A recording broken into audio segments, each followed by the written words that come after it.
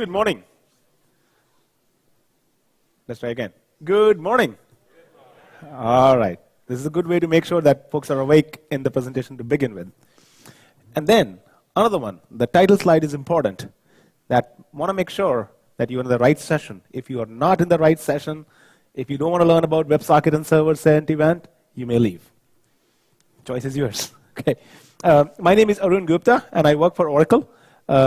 You can see my blog pointer and my Twitter handle over there. I'm going to share the slides over there. So slides are going to be available. All the demos that I'm going to show are available there already. So you can play around with them. My goal today is we have about 50 minutes. I'm going to do a WebSocket primer. What a WebSocket is good for. What is the domain that they try to solve. Then I'm going to show some demos around how to get started with WebSocket in using Java programming language. Then I will go into server sent event. What are server sent events good for? Then I'll show you some programming language, or using how Java you can create and publish events in server sent event. And then we'll sort of do some compare and contrast between WebSocket and server sent event. When a particular technology is good for, and what are the use cases for that, etc. HTTP by nature itself is half duplex. What that means is you send a request, you get a response back. So at a given point of time, client makes a request, then server gets a request, server processes it, then sends a response, and client gets a response. So it's a request-response design pattern. It is chatty in the sense you have to send a choke full of headers as part of request that goes, content, origin, length, all that goes as part of it. And then there's a body, which is sort of what you wanted to send as part of the HTTP request. Same thing with the response. Whole bunch of HTTP headers that comes back to you, which you don't really care about. You care about really the HTTP response over there. So by the nature itself, it's pretty chatty. Because of those two primary reasons, it doesn't scale really very well for doing real-time interactive applications on the web, at least. Now, folks have worked around that limitation using basically hacks. So if we are doing like Comet, reverse Ajax, push, pull, polling, those mechanisms, those are essentially hacks. Those are not real solutions per se, because there's no well-defined standard either by W3C or any standard body that defines exactly how they can be dealt. And everybody has their own ways of dealing with those. There are different frameworks around them, and that's when I start calling them as hacks. That's exactly where WebSocket fit in. WebSocket, what does it give you? Well, WebSocket gives you a bidirectional, full duplex communication channel over a single TCP. Pretty overloaded term. Let me explain that one by one. Bidirectional, that means there's a client and a server. That means the client can talk to server, or server can talk to client. So it's fully bidirectional. It's not single direction where client makes a request and then server responds back to the request, which is HTTP. This is client can initiate a connection with server, and client can initiate a communication with server, and similarly server can initiate a communication with client. That's the bidirectional nature of it. Full duplex in the sense both client and server can send messages at the same time. There is no well-defined design pattern, so to say, request response. Oh, client is going to send a request, then I'm going to respond. No, client can send as many requests. Server may just grok them or consume them, and then when server is ready, it'll start responding back. And really here, I'm using the term client and server in the sense client is the one initiating the request. Server is the one that is responding with the request if it needs to. But essentially, once the WebSocket connection is established, they're both peers. They're both equally capable. So that's the important part to realize. Client server is only from the perspective of initiation and accepting, but then they're equal capable. And the beauty of WebSocket is it's over a single TCP connection. In HTTP, when you initiate a new HTTP connection, every time you do a HTTP connection, the network connection has to be established. That means a new TCP connection is established on which you do your HTTP protocol negotiation, etc. Then you send those headers, then you get the headers back. All that has to happen every time. In contrast, in WebSocket, we are using a standard HTTP upgrade mechanism. It's a standard mechanism defined in the HTTP RFC, which is IETF document, where it says, oh, you know what? You can take an existing HTTP protocol, upgrade to a higher level of HTTP. Well, that was the original intent. but that's exactly what WebSockets are being used. They're saying, oh, take a HTTP protocol or a HTTP connection, upgrade it to WebSocket. Keep using the same TCP connection, but then it's a completely different protocol altogether. There's no HTTP involved once it's upgraded from HTTP to WebSocket.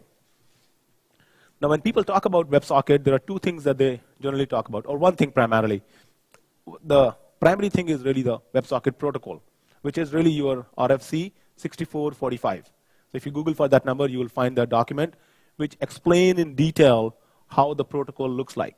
The protocol essentially says, oh, this is how my on-the-wire format is going to look like. This is my framing. This is how I identify a text frame, a binary frame, a control frame, and things like that. And it's a very lean protocol in the sense only the first 2 bytes really indicate what is there in the rest of the frame. So it's a very lean frame that way. Now that's one part of it. The other part of WebSocket that is, again, more popularly known as the JavaScript API, so which is defined by W3C effectively. Now, if you want to invoke JavaScript or WebSocket endpoints from your web browser, that's when you use the JavaScript API, and that is defined by W3C. So we'll take a look at that, some sample code, and hopefully help you get started. Now, how does, we talked about connection upgrade. How does it really work? Well, I have a client and a server. And remember, it's purely from the perspective client is initiating a request and server is responding to the initial request. This is just what we call as handshake. When you are starting the first connection, you have to make a handshake. And that is exactly the terminology being used in the protocol as well. So client sends a HTTP handshake request, server responds back with a handshake response, and those are your standard HTTP request and response. Now, how those headers look like, those are exactly defined as part of the protocol itself. You're doing this on your standard HTTP request. So for example, here you can see I have a whole bunch of headers. Again, the chattiness of HTTP, so to say. The 2 key headers that you care about here in this case is, the first one is upgrade, where it says, oh, I want to upgrade this to WebSocket. And actually, the first one you want to look at is connection header, which says, I want to upgrade this connection. And that's exactly how the header should look like. And then you're saying, I want to upgrade this to WebSocket. So those are your 2 primary headers by which you're indicating, I want to upgrade my connection to WebSocket. Okay? And then there's some other headers for security purposes, etc. So when a HTTP endpoint receives this request, it says, okay, you know what? You want to upgrade to a WebSocket connection. And then if the endpoint does accept or does understand the WebSocket protocol, it responds back with the HTTP responses that are being shown over here. So in this case, for example, in a response, it's saying connection is upgraded to WebSocket. The most important line is the very first line where it's saying, I am switching the protocols. That means I'm no longer going to be HTTP. It is going to be whatever is specified in the headers, which in this case is WebSocket. So as I said again, once the connection is upgraded from HTTP to WebSocket, it's a brand new protocol. No HTTP mechanism, syntax, semantics are valid after that, because then after that, you're building your own protocol. Well, you have the protocol. On protocol, you have to build your application-specific design patterns. So effectively, once the handshake request goes, handshake response comes back, the protocols have been switched, the client and the server are connected. And as I said, as soon as they're connected, the whole notion of client and server is gone effectively. They're both peers. It's a full duplex connection. That means the peer, or let's call it as client peer and a server peer. They can both send messages any point of time, and they can both initiate the termination of the connection, so to say. In this case, there are lifecycle callback handlers. So connection on the client peer is open, or connection on the server peer is open, and there are lifecycle callback handlers.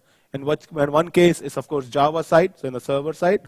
On the client, of course, there is JavaScript and client, or JavaScript and Java side that are available. Now, once the callback handlers are done, you can start sending messages. So in this case, for example, client is sending 3 messages.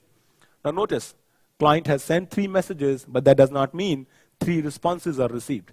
These are, think of more like one-way messages, but client is just sending a message on a TCP connection. no response coming back at all. So going back to what I said earlier, you define how your application-specific design patterns are going to look like. Part of that is dictated by how your API looks like, and we'll take a look at that. So client has sent 3 messages, server groped them, understood them, then responded back with 1 maybe, or it's a new message that they're sent. There might be an error in processing the message. So there are different callback handlers defined for those different stages. More message. Client peer may say, oh, I'm done. I want to close the connection. And at that point of time, the connection is closed. The two are disconnected. TCP connection is gone. And that's it. They become just 2 independent entities by that time.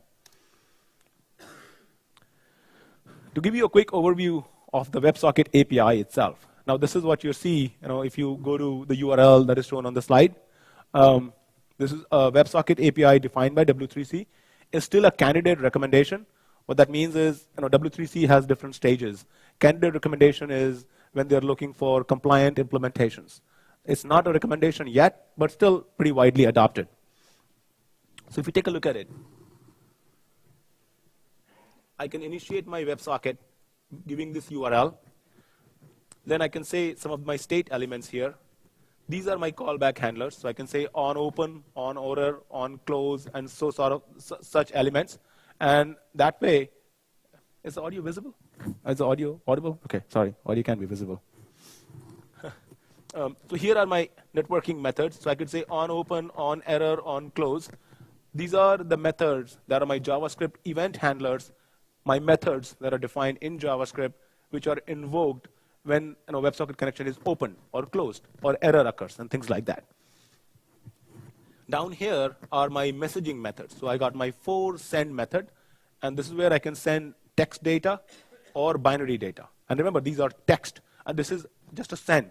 It's not saying request response or anything of that sort. So it's just sending a message, and that's it. Server may have a counterpart which would say, okay, send a request or a response back, or send another message back, for example.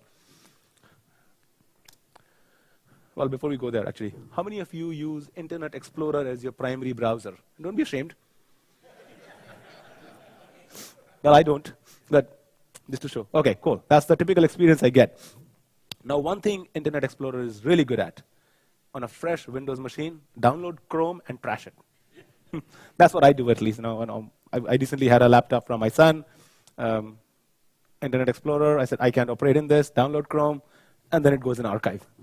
That's what it's good for. Anyway, the point I wanted to mention here is, you can go to this website called as caniuse.com/websockets. Over there, it shows what WebSocket capabilities are existing in different browsers. So you can take a look at it yourself.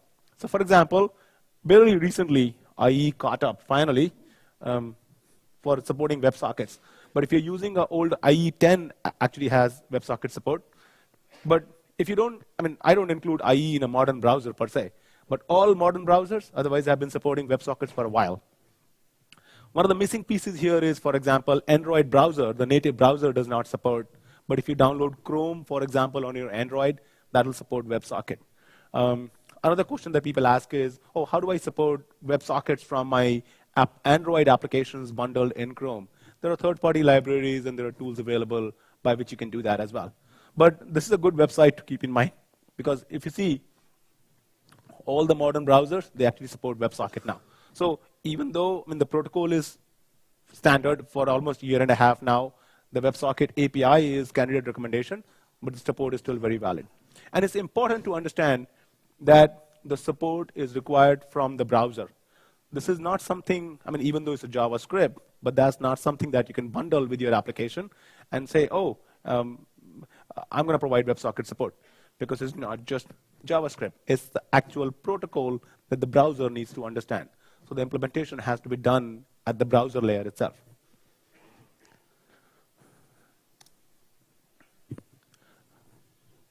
I was trying to understand, people talk about WebSockets as really efficient protocol.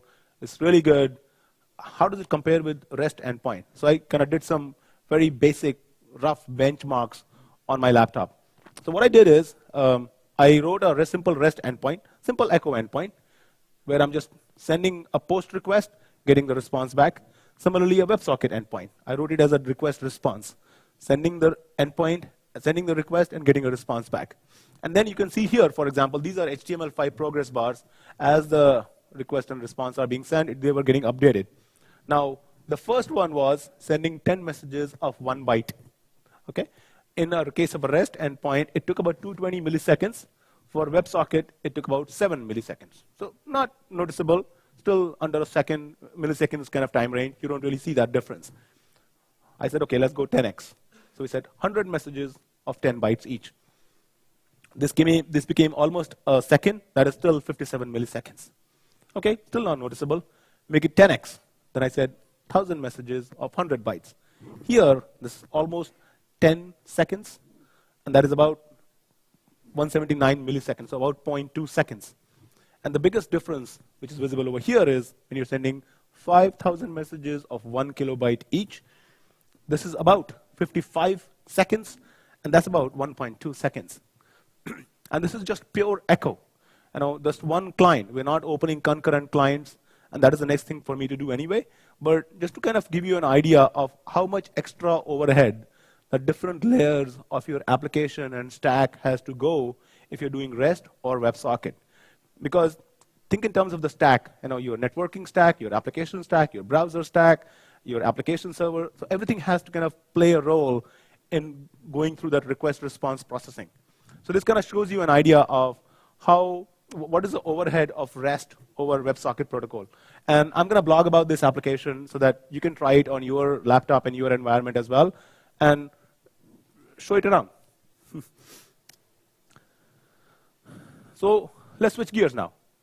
Now, JSR 356 is the Java API for WebSocket that provides a standard way to write WebSocket-driven applications as part of the Java EE7 platform. We can, of course, write a WebSocket endpoint, and we can write a WebSocket client if we want to. And there are annotations available for both, and interfaces available for the server endpoint. What I'm going to do is I'm going to show you the code for mostly all of them, and then we'll see some sample working as well.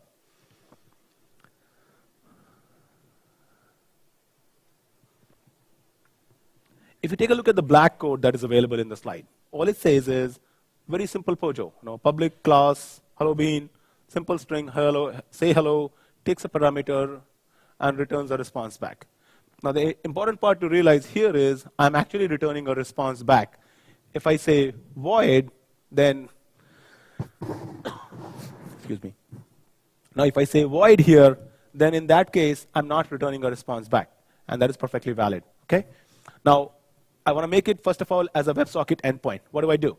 I put the @server endpoint annotation and the URI at which the endpoint is listening.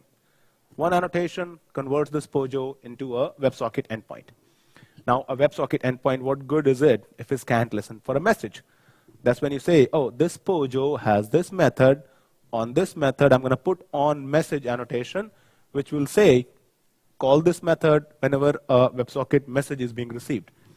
And then you can start defining how the parameters are going to look like.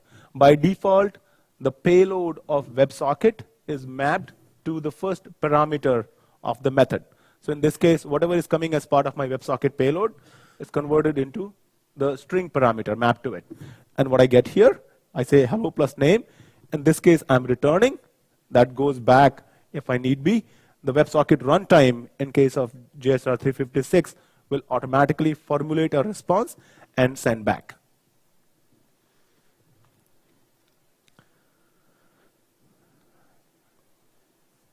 So just like we have server endpoint, we have client endpoint. So I can define an endpoint on the client side. I talked about on message. We can also have variable parts of the parameter, just the way we do it in Jersey or JAX-RS, that can be mapped to specific path, the method parameters as well. And just the way in JavaScript, we have callback handlers, we have simple annotations here that can be used to tag to the POJO methods. If WebSocket connection is open, call this method, error, close, etc. And they provide relevant set of details in terms of exception and things like that that you really care about.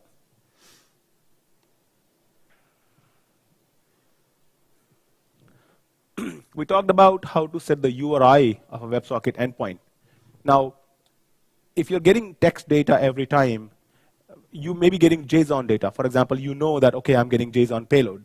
But processing or playing with the JSON payload may not directly be very intuitive to you. So you may want to say, hey, you know what? Take this JSON or take this XML, convert this to POJO, and in my business logic, I want to play with POJO only. Now, you can do that as part of your application code, but the WebSocket API simplifies it for you. It says you can define standard encoders and decoders, which is basically following the dry principle, don't repeat yourself. You define encoders and decoders, which says I can take a string, convert it to a POJO, take a POJO, convert it to a string. You can do the same for a binary payload as well. Take a byte buffer, convert it to a POJO, take a POJO, convert it to a byte buffer. Whatever your formats, whatever your encoding, decoding algorithms are, you can put that in those encoders. And those encoders and decoders you specify via the attributes as part of your WebSocket endpoint annotation or server endpoint annotation.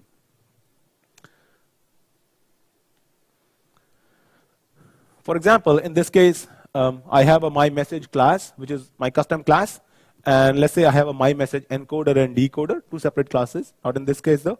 But I can have two separate classes. I can specify my encoders and decoders. How would they look like? I have a public class, myMessage.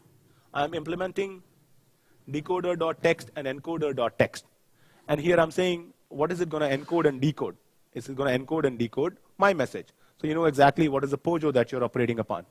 Now, the first two methods, which is decode and will decode, they're coming from the decoder interface. Now, will decode, you return true because it's a text message. So you can peek into the message and you return true if you can process the message. So you return true only if the payload can be processed. And the decode method is called, which is actually used to decode the payload and convert it into POJO. In this case, I'm just storing the state into a JSON object. And same thing with encode. Encode is just, I'm going to take a POJO, which is my message, and return a string back to you. Now, once you specify these encoders and decoders in your server endpoint, then you don't have to repeat the code elsewhere. The WebSocket runtime will automatically take care of encoding or invoking the encoders and decoders for you. Another example, in this case, is binary payload.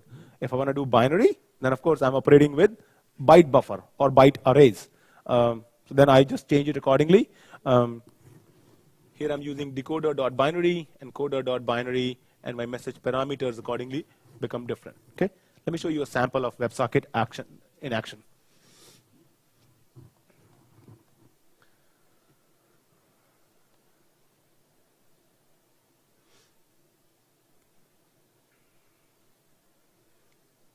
Let's see the demo first, and then I'll walk you through the code.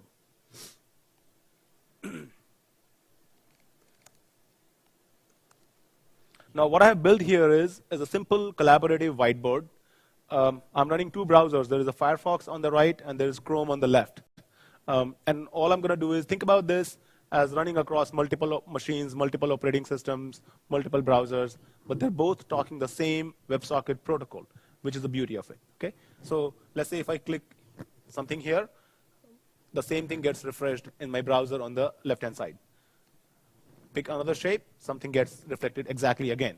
Now I can change the color, and same thing gets reflected. I can change the shape and the color, and gets reflected again as well. Now think about this as a game. In a game, let's say you're playing with another person, so you can say, take your turn, take my turn, take your turn, take my turn. You can do that kind of a game very easily. But once in a while, you may say, you know what, I have, or you may not say, but let's say you have lost network connectivity. Then you can say, you know what, I'm in an offline mode. So I select that, I go in offline mode. What that means is, whatever you're playing here stays local to you. So I'm playing the game here, it stays local to me. Now I'm going to say, oh, you know what?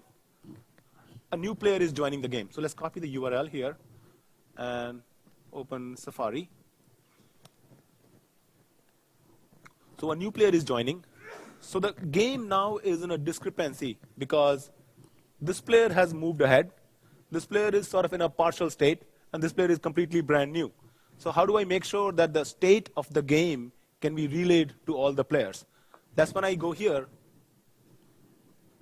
and I click on snapshot, and it just instantly sends a snapshot of the game to all the players. Now that's the use case for us. Let's see what are we doing behind the scene to have it implemented, and what does it really mean by staying online and sending a snapshot.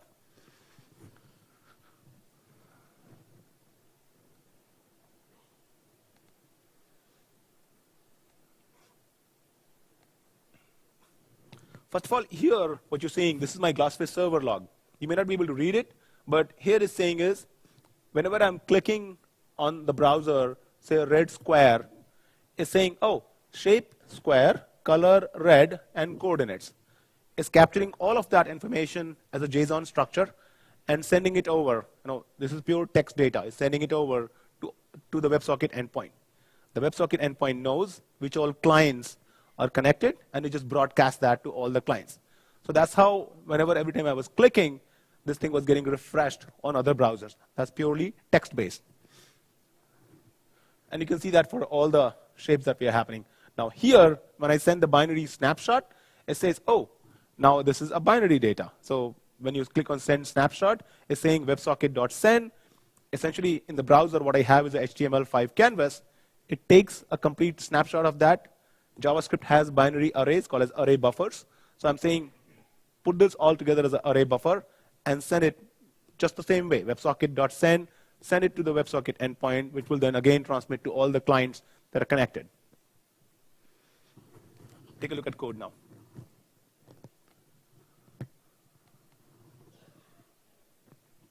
This is my simple index.jsp page. This is my HTML5 canvas over here. I got a bunch of buttons here for color, shape, transfer, and just 2 JavaScripts included in there. Okay, not a whole lot of magic, but let's take a look at it. If I take a look at my WebSocket.js, ooh, the code is ugly. Let me increase the font size.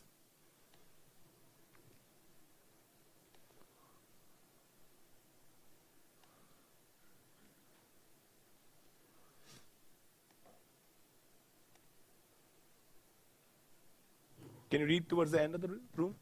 Can you read the screen? Okay, good. So here, take a look at line 41. First of all, I'm not making a request to HTTP:. That's a new protocol introduced by, or a new URI scheme introduced by WebSocket protocol. You want to make a request to WebSocket endpoint, that goes to ws://. Now that's a standard way, that's clear text, but you can do that secure as well, which is WSS. This maps over HTTPS basically.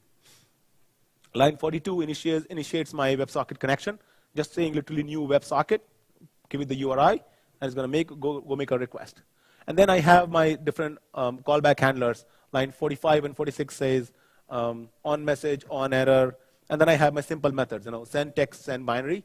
I'm just calling it differently, but effectively they're both using WebSocket.send bytes, WebSocket.send JSON. Here, all I'm doing is I'm just saying, okay, give me the bytes from the HTML5 canvas and use it, or just send it. In on message, again, nothing very fancy here. All I'm saying is, give me the data. If the type is string, then I know it's text draw. And if the type is binary, then I know I have to refresh the entire canvas. I mean, you can definitely simplify the programming model by not using globals, all those things. But the whole point here is to convey the concept and kind of help you understand what are my hook points for getting this application to work.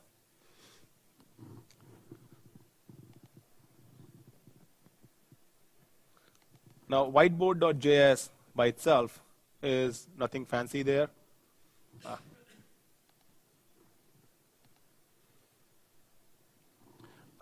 That's basically capturing the current position, what my coordinates are, how can I stringify the JSON, and then drawing the images. So that's typical HTML5 operations over here.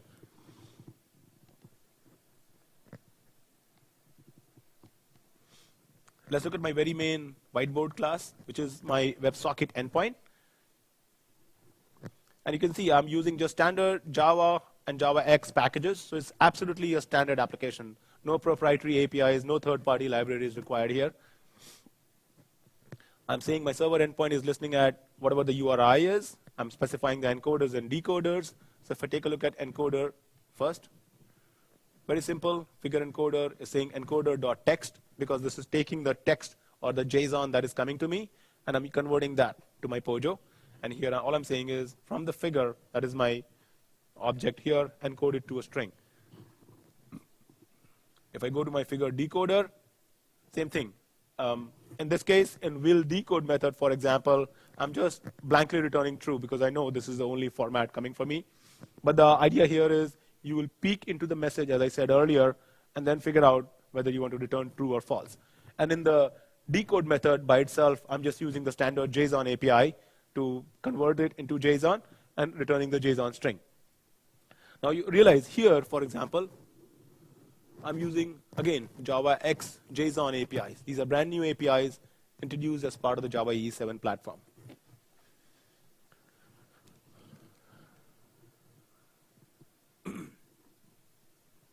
Now back in my whiteboard, here all I'm doing is I'm maintaining a set of session. Session is really an encapsulation of the client endpoint, so to say, because this is, think of it as a server endpoint. I have my on open, on close, callback handlers.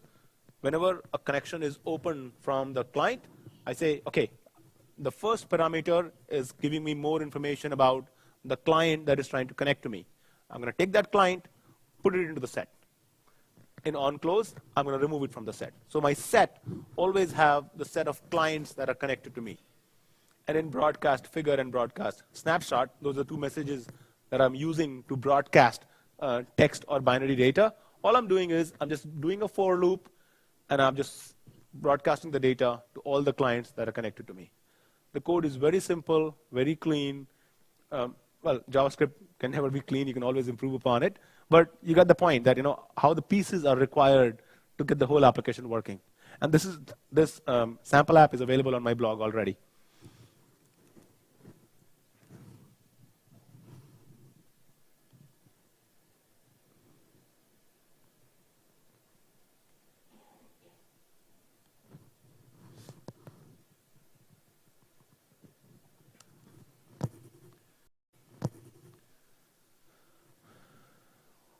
Just the way we did server endpoint, we can also do a client endpoint very easily. On a POJO, again, you specify add client endpoint. Now, in case of a server, it's accepting for the request. So in the case of client, you somehow have to say how I'm going to connect to the server. And that's where you have to bootstrap the client explicitly. You say container provider dot give me the WebSocket container. This is my class. This is the URI I'm going to connect to, and that's it. So you just connect to that endpoint, and then you're chatting with each other.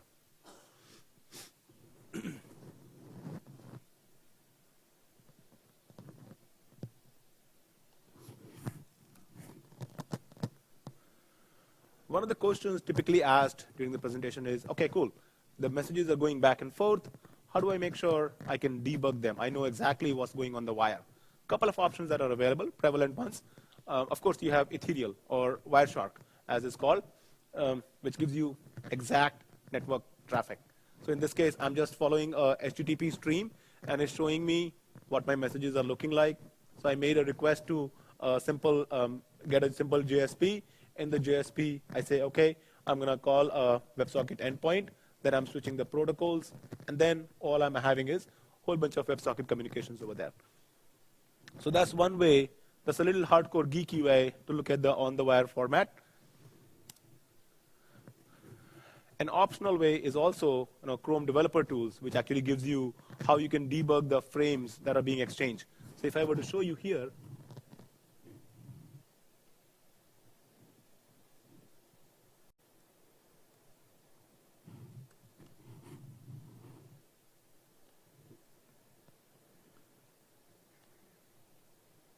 now this is the console output from the console.log. You can't see it very clearly, but it kind of shows you exactly what's being received by the browser here. But if you go to network, for example, if I refresh the page here again, and I say WebSockets, and I click here, okay, I can click around, and that's sort of a bug in Chrome. I click here, now it shows me the frames. So these are the actual, now frame is a WebSocket terminology. It's showing the actual frames that are being exchanged back and forth. So I would recommend start with Chrome Developer Tools just to get a little bit under the hood details. If you want a lot more details or complete control over it, then go to Wireshark, and that gives you complete details anyway.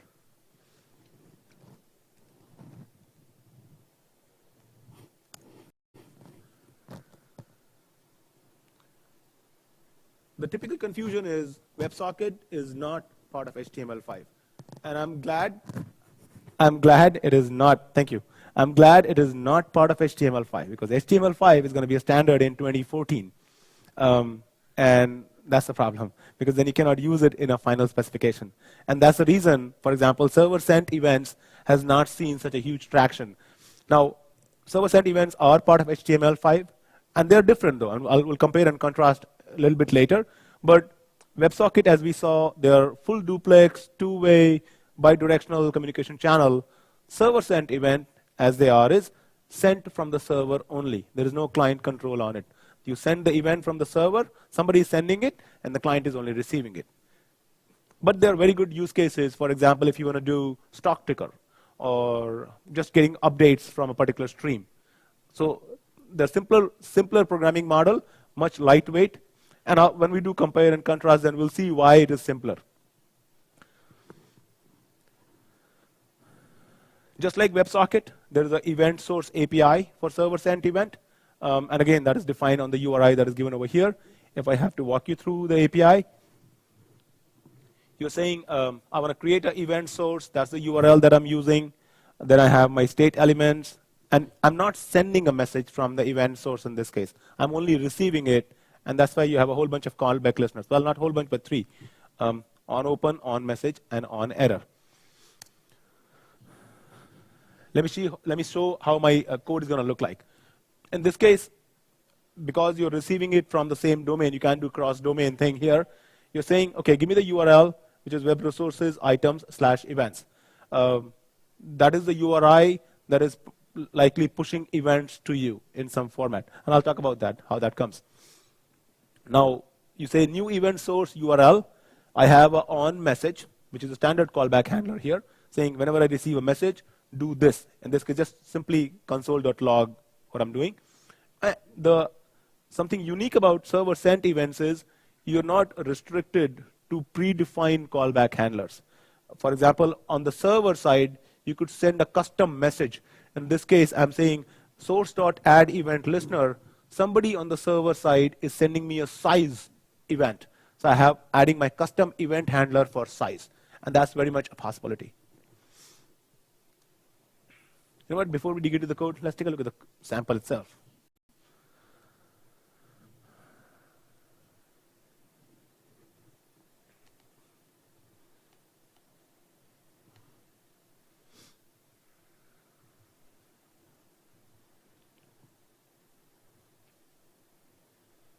OK. I'm going to open up Developer Tools, go to console here.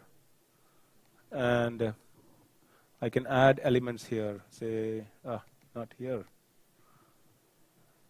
Get rid of this. OK. Here. All right. So I'm going to add a fruit, for example. So I add a fruit. So now let's open this guy here. OK. Now, don't do this. Then I add another fruit here, for example. What happened? Banana. What's happening here is every time I'm adding a fruit, there are 2 events being thrown from the server side. One of them is a standard event saying, OK, it's added to the array, which is on the server side. The second one is specific to the size of the array. And that is the custom and event that I was talking about.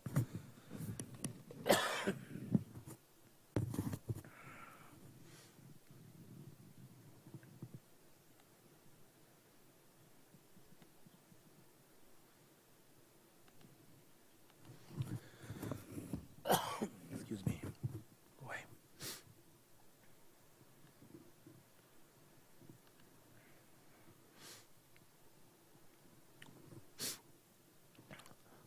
Well, let me show the JSP page first. In my JSP, again, the code is very simple. If we can format it here. Here, like this. All I'm doing is I'm saying, okay, just a simple text box here. If you click on add, call the add item. That's it. And then I have two divs where I'm displaying the messages. If I go to add item here, in the add item, all I'm doing is just creating a new XHR, posting to a particular URI, and then listening for the request response back and displaying it on the page. Okay? Or actually, yeah. I'm just saying get items here. Let's see what get items is going to do. Get items again, makes another REST request, gets the result back, and populates the item here by saying .inner HTML, setting the value.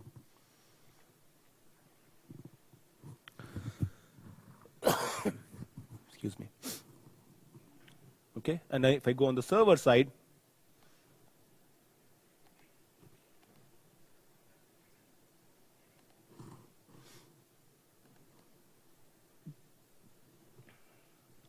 this is the method that is being invoked where all the, first of all, where the events are being pushed out. So I have, now, one thing to realize, server sent event is not part of, is not a standard specification yet.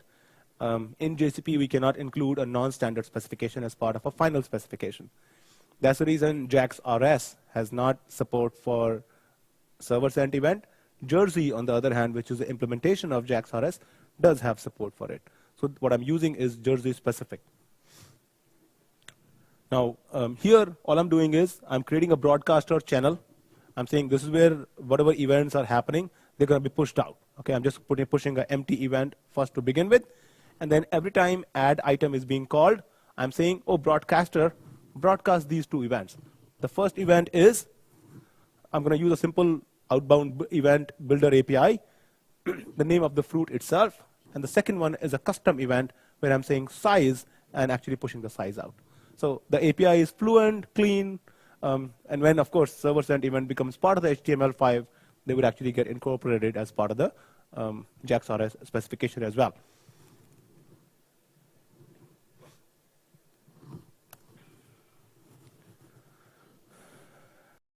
Let's do compare and contrast of when do I use server sent event, when do I use WebSocket. In no particular order. First of all, WebSocket is a custom protocol. So you upgrade from HTTP to WebSocket. Everything you have to define on top of that. So it's a very low-level protocol. Server sent event, on the other hand, is a very simple protocol over HTTP. It just works over HTTP. All you need is a browser server on the, some component on the server side, which is spitting out event. It just passes through your normal HTTP protocol. WebSocket is full duplex, client to server, server to client, and bidirectional. Server sent event is, on the other hand, as I said, is only server push. Client has no control on it. It just can receive the data and render it, but it cannot push the data to the server. So depending upon your need, if you really need two-way communication protocol, then you go for WebSocket. If you don't need it and server push is good enough, go for server sent event. Because the DNS, the firewalls, the proxies, all of those are still evolving in terms of allowing WebSocket connections to go through or allowing WebSocket traffic to go through. Server sent event, on the other hand, as I said, is over HTTP, so works much more seamlessly. So think about what your requirements are, what your DevOps requirements are, what your infrastructure requirements are, where will it fit? So that's an important consideration. In WebSocket, the modern browsers, as I said earlier, they do support WebSocket already. With server sent event, because this is, there is no protocol involved in there, you define the protocol, you can actually polyfill with older browsers if you want to, create your own server sent event scripts and polyfill the older browsers. If your clients are running on older versions of the browsers, you can still have that support available. WebSocket, on the other hand, is not a straightforward protocol. So if you try to read to RFC 6445, it's pretty involving protocol to read it, how the framing is being done. Server sent event, on the other hand, is very simple. It says, you know what, you define the protocol, you define the payload, but in case of server sent event, as you realize, we were making 2 XHR requests. Now those are 2 XHR requests over 2 connections then. So all that has to be kept into mind.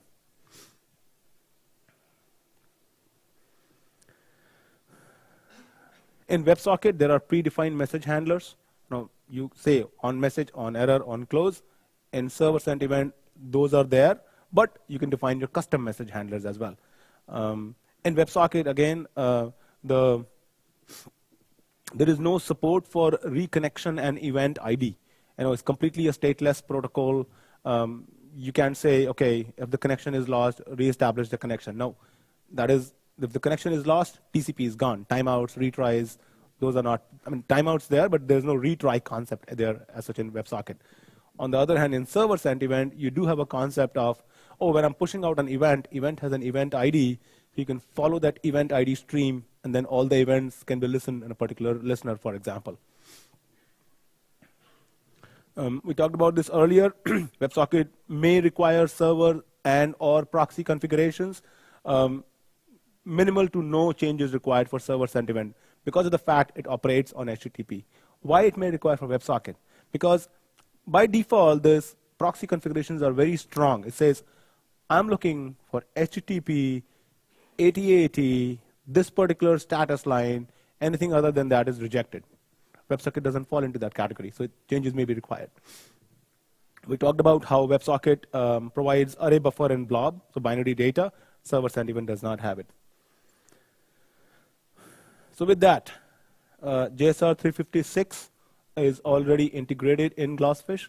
I was using the Glassfish build, providing all the demos over there.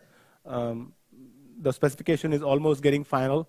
And then in terms of server sent event, that support is coming in Jersey, which is again integrated in Glassfish. I'm using Glassfish B78 to run all my samples. We are at B81 as of yesterday, I think. Highly encourage you to take a look. The collaborative whiteboard sample is available, and I'm going to push out the server sent event sample in a week or two, so you can take a look at that code as well. Questions?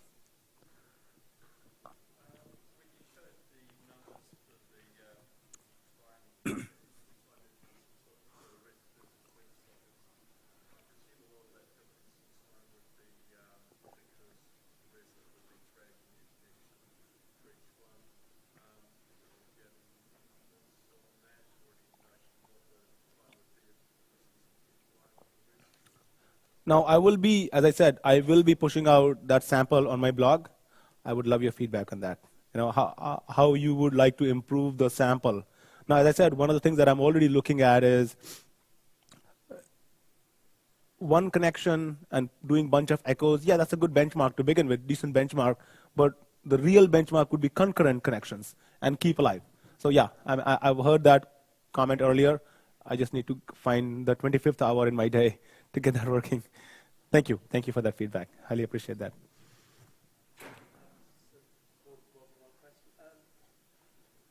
When the connections are established, is there a heartbeat to keep it alive? And can you have concurrent WebSocket connections with the same browser and server? So the first question was, if the connection is created, is it okay to keep it alive? Yeah, I mean, does it use a heartbeat to stay alive? Oh, heartbeat to stay alive. I remember some discussions around that.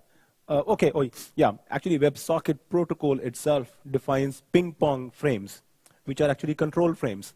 So if need be, you can actually configure. So one of the things we didn't talk about is how in WebSocket you can send, yes, text data and binary data. The third form of data you can send is ping pong messages, which is our control messages. So if need be, you can actually configure your endpoint to say, you know what, send a ping message and get a pong response every few seconds, things like that. You can do that. And the second one was? Can you have concurrent? That's something I need to try, as I said earlier. I need to try how many concurrent and how will that work, what are the requirements around that. But if you realize in my whiteboard sample here,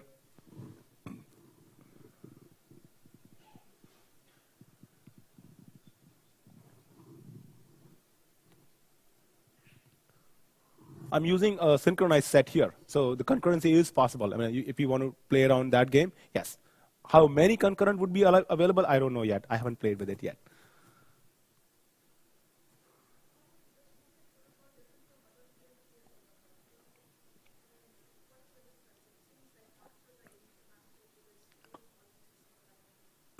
I'm not familiar with other peer-to-peer protocols. Yeah. It's like the newest kid on the block, I guess. Yeah. I think the one thing that I personally like about WebSocket, I'm not sure how the other protocols fit, is this is a standard, first of all, right? It's a W3C way of doing things, much more widely applicable, out of the box supported in the browsers, so you don't have to really tweak too many things. The protocol itself, as I said, literally 2 bytes of overhead, literally 2 bytes in terms of framing. So it's a very lean protocol that way. Everything else is your payload.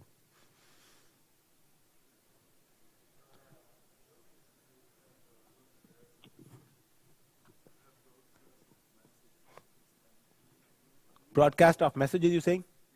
Yeah, so I mean, in the whiteboard application, for example, here itself, I was showing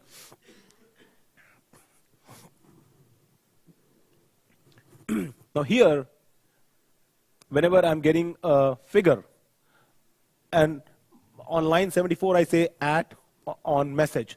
That means whenever a WebSocket message is being received, broadcast it to all the clients.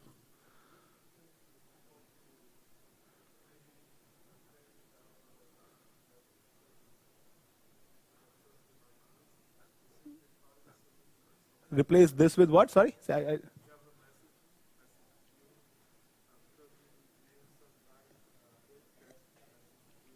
Now, yeah, that's a good point. Can we replace something this with Java message service? Now, one of the things that somebody suggested me, and I need to play with it, is when I'm broadcasting, I can actually broadcast to a message queue as well. Or I can get some messages from the JMS queue and somehow play with that. I don't know how the interaction would really look like.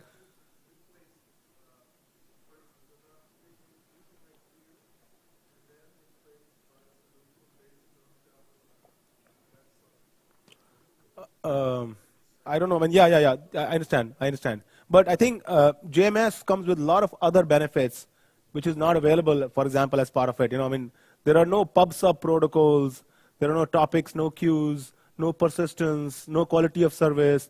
Everything on WebSocket you will have to build, which is all inherent part of JMS.